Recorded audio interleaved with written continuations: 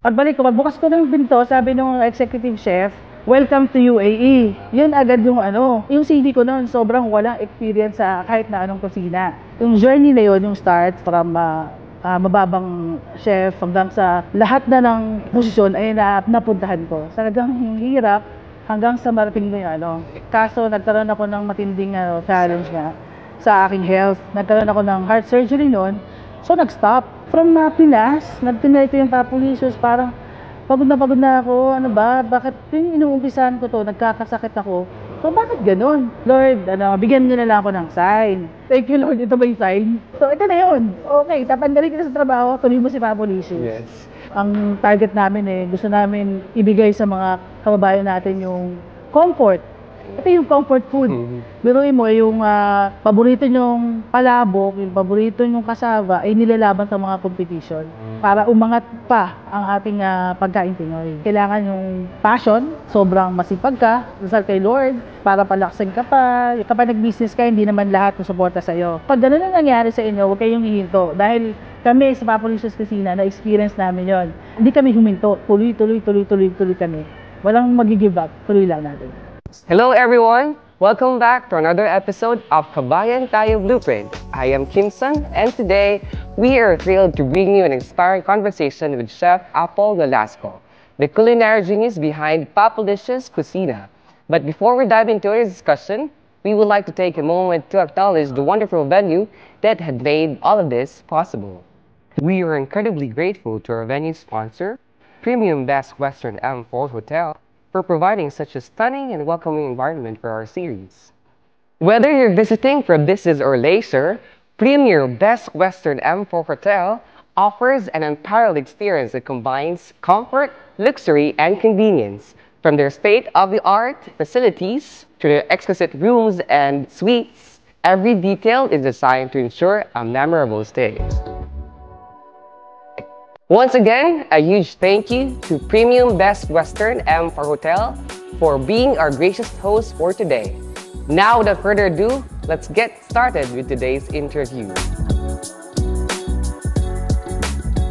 Our guest for today is an esteemed awardee of Emirates Finest Business Award Top 100 Entrepreneurs. We have here Chef Apple. Welcome, Chef. Hello, hi Kim. Kumusta? I'm good. How about you? Ayos naman. So, how's life? Okay, busy. Yes, I can see. Good busy. Okay. So, Chef, no, just to keep this conversation started lang, I would like to know your background, where you're coming from in the Philippines, sa family, bunso, panganay. From, Quezon City. Okay. Pangatlo sa magkakapatid. Wala kami province, actually. Okay. So, pure Tagalog. Yes. Galing ako sa foodie na pamilya. Okay. In terms of your degree, being a chef right now, have you graduated on a course na related sa work or profession mo ngayon? Culinary school sa QC. Kasi nga, dati pa, passion ko is cooking talaga. Dahil nga, yun, na-mention ko, galing ako sa family ng foodie. Siyempre, alam mo magluto, mag-isa, mag-ganon.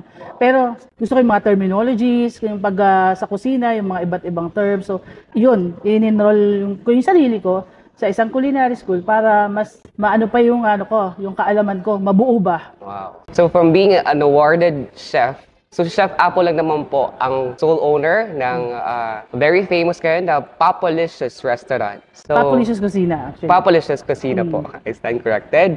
So how did this started? Nag-start ang Papolicious Kusina actually sa Pinas pa. Nag-start ako ng ibang name nung una, Top Serific sa Cebu. And then, bumalik ako ng Manila, binuksan ko yung Papolicious. Paasin Papolicious lang. Sa Marikina to, nagbukas din kami ng mga pinsan ko sa Recto UE, Papolicious Rice in a Box. Ano ko na binubuo ko na yung ng Papolicious. Tinatry. Kumbaga, dun sa sa journey na yon, dun sa Manila, hindi pa naman ganun ka okay ang ng Papolicious. Nung nag-aaral ako sa culinary, nagkaroon ng opening sa Etihad Airlines Catering. Sabi ng classmate ko, mag-apply ka. Sabi niya gano'n. Hindi pa kasi graduate pa lang tayo 2 months. Parang napaka-imposible. And wala akong experience sa kahit anong kusina sa Pilipinas. Kusina lang sa bahay. Kusina ng mami ko. Yung ganun lang. Hinaan ako ng loob. Sabi ko, hindi pa ako tapos ng culinary. Kaya hindi pa muna.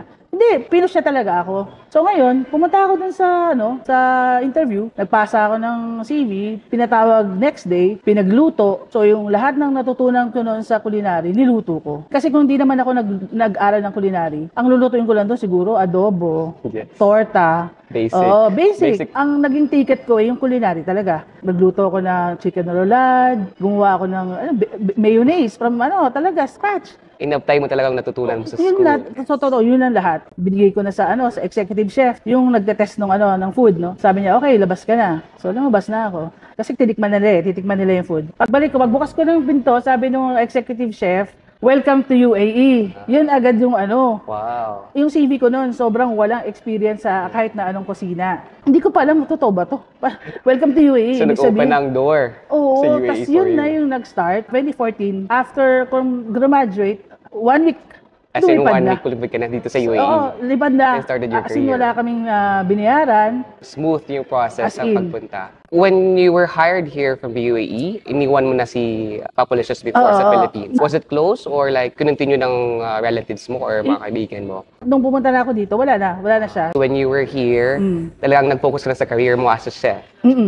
And then like, how many years nagtrabaho kayo sa Etihad Airlines? 1 year and a half. 1 year and a half. Parang nung malapit na mag 2 years, sabi ko, parang na ako na nasawa ako. So something is calling. Oo, kasi parang ito na, natutunan ko na dito, okay, gusto ko na lumipat ng iba. Try ako ng ibang restaurant, nag-apply ako. After Etihad Airlines, hindi ka pa nag-start ng business or like hindi ka pa Hindi na-push pa. ng start Hindi ng pa. business. So you were just looking for something na mag-apply ng ibang company for another environment. Okay? Tsaka ko rin, hindi pa ready. So kailangan kong kumuha ng mga experiences. So nag-apply ako sa iba, na-hire ako sa isang American restaurant. Tapos for 3 months, naging nagte-train na ako ng tao. Kasi ganun ko gusto kabilis na... Fast-paced Oo, yung kibalit sa promotion. Oo, gusto ko ganun kabilis na yung career ko. And then after na, napunta ako sa same company, pero ibang concept, Filipino. Which is Pancake House, yung hinawakan namin. So, Itong pancake house. Pancake House, Burjuman. Yes. So doon, marami natutunan din, syempre. Tapos naglilipat ulit. Okay. Yung last na nilipatan ko, Cloud Kitchen yon. Naging chef din ako doon. Hanggang sa nalipat ako sa office. Gumagawa ako ng mga recipes ng mga clients. Yung journey na yon, yung start from mababang chef hanggang sa lahat na ng posisyon ay napuntahan ko. Step by step. Step by step Hindi yung talaga. tipong... Hindi biglaan. Oo. Oo, talagang yung hirap hanggang sa marating mo yung Okay. When was that time you started this restaurant of yours? Actually, 2 beses ko siyang tinry. Itong restaurant, this Papa Licious. Papa Licious Cucina. 2018, tinry ko siyang subukan na paunti-unti. Kaso nagkaroon ako ng matinding challenge nga sa aking health. Nagkaroon ako ng heart surgery noon. So nag-stop. Papahinga muna ako. So nagtrabaho lang din ulit ako. So nung nag-start ka na ng Papa Licious, you were still working that time or... okay. And then, nung decided naman ulit ako, binuksan namin yung sinangkot sa ni Chefy, dito rin sa Dubai. Ang problema doon, nagkaroon ulit ako ng another heart surgery. So, nag-stop. Sabi ko, from Pinas, nagtinry ko yung Papa Licious, parang pagod na ako. Ano ba? Bakit yung inuumpisahan ko to, nagkakasakit ako. So, bakit ganun? December 2020, nagbakasyon ako, 1 month. Sabi ko, anong gagawin ko sa 1 month na to? Hindi man ako uwi ng Pilipinas. So, nag-decide akong mag-develop ng isang recipe. Ito yung chili garlic bagoong. December 14, 2020, inano ko siya sa Facebook. Tinry ko lang kung bebenta ba kasi pang regalo, pang ganun. So, December 14 to December 31st, naka 900 jars na kami. Nabenta namin. So this product was the first. First, nakabakasyon lang ako eh. Okay, yes. Yun yung doon, yun yung sabi ko. Parang ginawa mo lang libangan. Oo, Kasi sabi- I was not doing anything sa bakasyon ko. I Tama. want to do something Yes. productive. Sabi ko, parang feeling ko, ito na yung time ni Papa Licious. Pero January, babalik na ako ng work. Wow. So, andun ako sa sitwasyon na mag-resign ba ako? Or ititutuloy ko si Papa Licious? Kasi ang tagal ko hinintay eh. 2012, tapos hanggang ngayon, hindi ko alam kung ano gagawin. So sabi ko, Lord, bigyan niyo na lang ako ng sign. Hindi ako makapag-decide, ayoko mag-resign. Meron din sa puso ko na feeling ko ito na yung time ni Papa Licious. So, nahihirapan ako. So, 2 days na lang, babalik na ako sa, sa office, no? Pinatawag kami ng isang meeting, lahat kami. Marami kami sa isang team. Masamang balita, lahat kayo wala ng work. Ako yung taong nawala ng work na sobrang saya. Na parang sabi ko, wow, saya. Perfect sign. Yun natin yung pinaka-perfect sign. Thank you Lord, ito ba yung sign? So ito na yun. Okay, tatanggalin kita sa trabaho, tuloy mo si Papa Licious. Yes. The winning recipe or the starting recipe was named Chili garlic bagoong. Chili garlic bagoong, which sold 900 pieces. Yes. And the medium was only social media. Yes. And word of mouth siguro, okay? So like doon siguro na on fire na yung passion. Sabi ko dun sa business partner ko si Lea, i-open natin yung yung buong menu. Pasok natin ang palabok, sabi ko silog, stock silog, at kung ano-ano pa. This time, social media lang yung marketing ninyo. Yes, wala pa kayong store or restaurant, wala pa.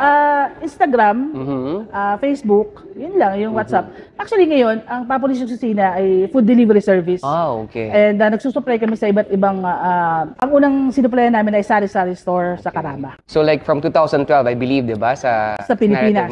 2012, then 2018. Yes. And then like 2020, yes. which from that time, it really make the hit, big hit. Yun nga. Oo. Nagkaroon na siya ng break. Ayun na yung break ni Papa Licious. So at the moment, Chef, ilang employees na yung Papa Licious ngayon? Or are you hiring yung tipong number size ng employees? Sa kitchen, kabilang ako doon kasi nga, hands-on nga. Hands-on, Gusto ko laging nandun ako, no? Meron akong isang sous chef at meron akong isang CDP. So, bali tatlo kaming nandoon sa kusina na nagtatrabaho. Business cannot stay long without a secret. So, ano yung secret ng business mo ngayon, Chef? Ang sekreto lang ito, consistency talaga ng mga pagkain. At kung ano yung sinimulan mo na nagustuhan ng mga tao, dapat hindi mo siya babaguhin. Passion, love sa ginagawa mo. Kasi ako, very hands-on ako sa sa Papa Licious Kasi ang target namin gusto namin ibigay sa mga kababayan natin yung comfort. Ito yung comfort food na usual na kinakain natin sa Pilipinas nung wala pa tayong mga trabaho dito noon. Yung wala pa nga tayong mga responsibilidad, walang stress. Yun Gusto ko lang kahit paano, alam mo naman yung hirap ng mga kababayan dito. Yes. Dahil sa Papa Licious, sa konting maibalik sila dun sa moment na yon, sa memories na yon. Yun yung namin na actually, kami doon successful kami doon kasi yun yung narinig namin sa mga customers. Sa feedback. Yes, feedback talaga as in consistent. Kaya nakakatuwa, sobra. Wow, that's great. Isa sa mga sekreto ng successful na business, consistency in terms of the quality of the product that you're giving. And of course, lahat ng business, successful and long-term business, may mga challenges na mga nararanasan. So, for 4 years of operating, right, here in the UAE with Papa Licious, what were the challenges na face po siya? Oo, may mga challenges. Pero para sa akin, normal lang, nalalagpasan. Ang pinaka-matindi talaga yun, yung 2 heart surgery ko. Kasi yun yung feeling ko na pipigil sa akin na makapagluto ulit. Feeling ko, baka hindi na ako makapagluto, baka hindi ko na magawa yung mga ginagawa ko. Kasi passion ko nga, yun yung ko I mean, you enjoy what you're doing. So yun yung sa tingin ko. How do you stay connected to your target market?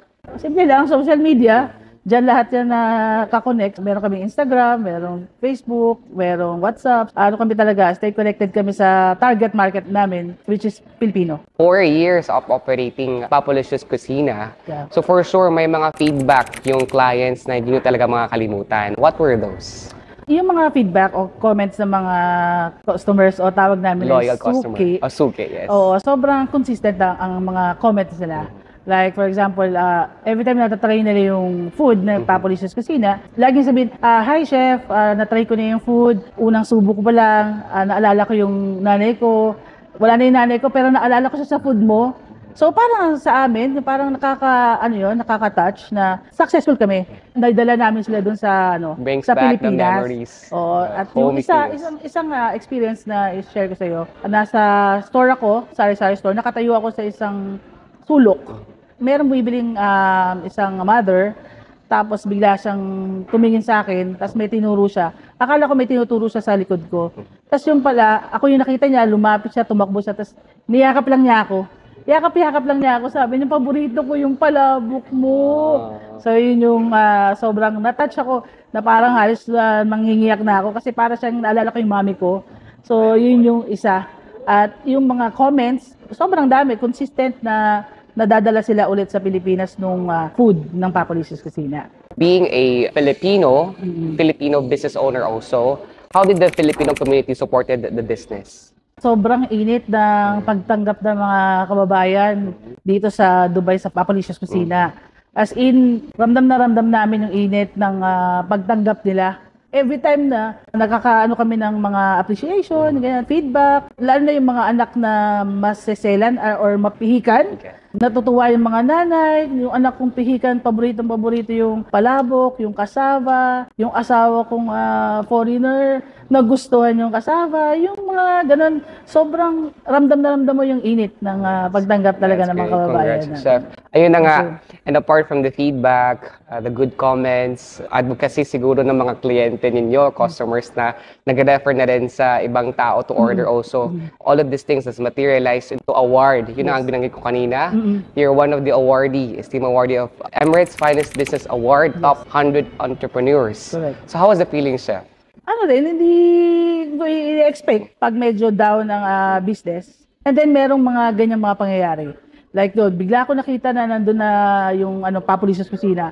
Sobrang saya at sobrang excited kami nung time na yon. Kaya maraming salamat dun sa Emirates Finest Business Award Committee siguro na Yes. pumili sa inyo. Okay, so this award, mga kabayan, is an award given not just to Filipino business in the UAE, but it ranks the top among all the businesses, either Filipino, Indian, or among all the nationalities. So it's really our pride na isang Pinoy na naman ang naka-receive ng isang award and being one of the top 100 entrepreneurs Yes, dito thank sa you. UAE. So very congratulations, Chef. Thank you, thank you. Name us yung pinaka-popular, talaga pinaka-paborito ng mga suki natin mga kababayan sa Papa Licious. Ang pinaka-paborito nila yung Palabok Fiesta. Ito yung manipis na bihon na palabok. At yung pansit luglog. Basque burnt cassava cake na paborito ng nag-iisang Michael Cinco. Wow. Regular customer namin, as in, siya ang nagme-message pag o-order siya. 5, 6 na trays ang o-orderin. Isa yun sa mga nagpapataas din ng kalidad or Yes. ng level ni Papa Licious. ni Papa Licious. The brand. Yes. So, it caters nila yung tipong normal na mga kumbaga, Pilipino. doon na Yung, tayo sa mataas na level na. Kaya sobrang proud kami dun sa na yun, Okay. aspeto na yun. so yeah, it's really one thing to be proud of. Paano yung mga customers mo, Yes. mga bigatin na din. Oo, Kasi tama. syempre yung mga customers na mga ganyan, mga, let's say, pihikan na with the Yes. terms of the food they eat. But Hindi then, sila kakain basta-basta. having your food served into their table, it's something different. It's Yes, something yes, big. So, Chef, doon naman tayo sa financial aspect. So, of course, it's business. We still need to make income or profit. So, how do you actually manage the financial aspect of your business? Diyan, pumapasok ang planning, research and development. And then, syempre, yung alamin mo lahat, ang rules. Dahil nga nasa ibang bansa, ibang country. Strategize yung talaga. Tama. Okay. In any business, no, for sure, hindi mawawala yung puhunan natin. Yes. So, how did your puhunan come across? Yun nga, nawalan ako ng work. So after nun, may makukuha ka naman sa di ba? Sa work mo. Aside from savings mo, yung pera na yun, ginamit namin sa puhunan para sa Papa Licious. At the same time, meron akong business partner, si Leia. Ako yung nag-stop mag-work, siya yung nag-work, siya yung nagso-support nung nag-start kami para magtuloy-tuloy ang Papa Licious Cucina. Yes, savings ay importante. Kailangan mahaba yung PC mo dito sa panag-open ka ng business Napaka-importante nun. Kaya madagdag ko lang din sa mga gustong mag-start. Mag-start din muna sila mag-save ng pera, tsaka nila pag-isipan kung ano yung gusto nilang gawin. Pero wag muna silang hihinto sa pagtatrabaho para tuloy-tuloy yung support na makukuha nila. How do you stay updated to the latest trends, especially in the food industry, and para makip ng Papa Licious yung competence level niya in terms of the competition? Para sa akin, ang ginagawa ko para ma-stay connected or maging updated sa mga culinary scene, nagjo-join ako ng iba't ibang cooking competition. Yun yung ginagawa ko. Part na rin yun ng aking marketing. Pinapatibay ko yung foundation ng Papa Licious Cucina. Ako yung gumagawa ng food. Kasi mahirap ibenta ang pagkain. Ay, yung mga tao, ano ba yung nagluluto? Sino ba yung nagluluto? So, kailangan patibayin ko yung yung foundation ko. Biruin mo, yung paborito nyong palabok, yung paborito nyong kasava, ay nilalaban sa mga competition. So, yun yung aking ginagawa. nakaka-connect pa ako sa iba't ibang mga chef, na matataas na chef dito sa UAE. So, yun, patuloy ko yun ginagawa.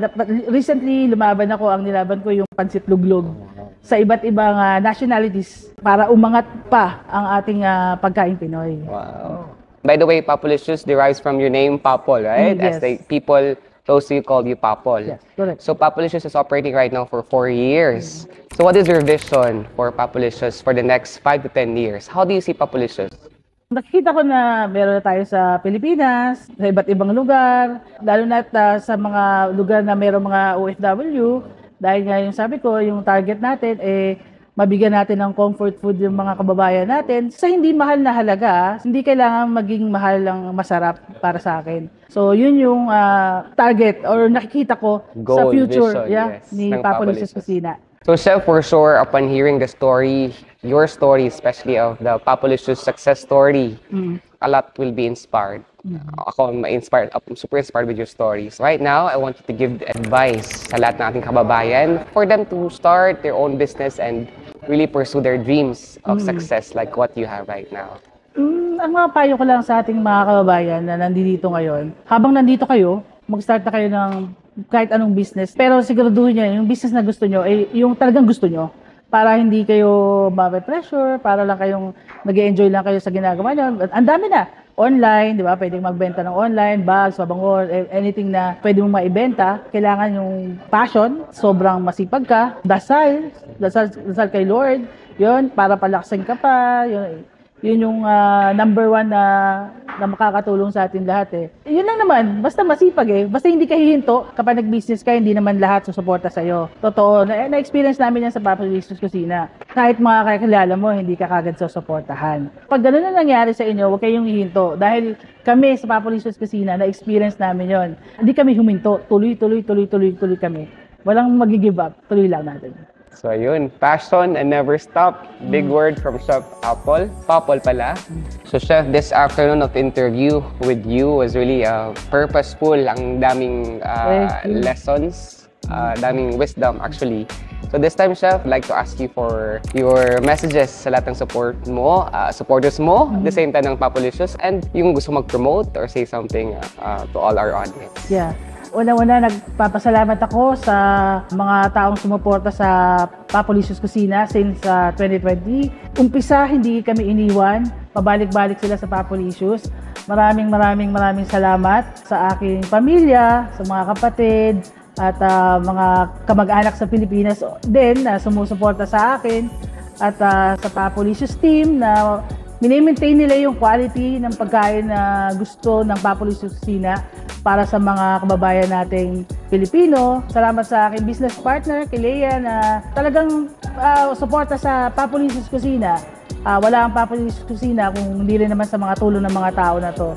Kaya salamat din sa inyo sa pagkakataon na ibinigay nyo sa Papalicious Kusina. Sana ipagpatuloy nyo lang yung pagsuporta sa mga small business owners na kagaya namin. Yun lang, wish ko lumawak pa ang matulungan yung mga tao dito sa UAE. Sa mga gustong makatry ng mga Papalicious food, yung Filipino food, authentic Filipino food, pwede kayo mag-message sa Instagram, Papalicious Kusina. Meron din kaming delivery app. Ito yung Tantra app, download nyo lang. Available siya sa lahat ng Emirates, makakapag-deliver kami. Kung gusto niyo naman puntahan ng Sari-Sari Store, sa Karama, near ADCB Metro. Pwede nyo rin mabili ang aming product dyan. Meron din kami sa Buljuman Street Food Festival sa second level ng Buljuman Mall. Soon, meron kami sa Riga. Thank you. So Chef, in behalf of Kabayan Tayo, we would like to offer you these flowers. Wow. Yeah. Thank you. Maraming salamat, Kabayan Tayo. Thank you for joining us for this episode of Kabayan Tayo Blueprint. We hope you enjoyed the conversation and found it as inspiring as we did. A special thank you to our venue sponsor, Premier Best Western M4 Hotel, for his generous support. Remember to check out Premier Best Western M4 Hotel for your next stay, whether you're here for business, relaxation, or a bit of both. If you enjoyed this episode, please give us a thumbs up and don't forget to subscribe and hit the notification bell to stay updated with more inspiring content featuring OFW business success stories. Keep chasing your dreams and turning your entrepreneurial visions into reality. Until next time, and remember, what you think, you become.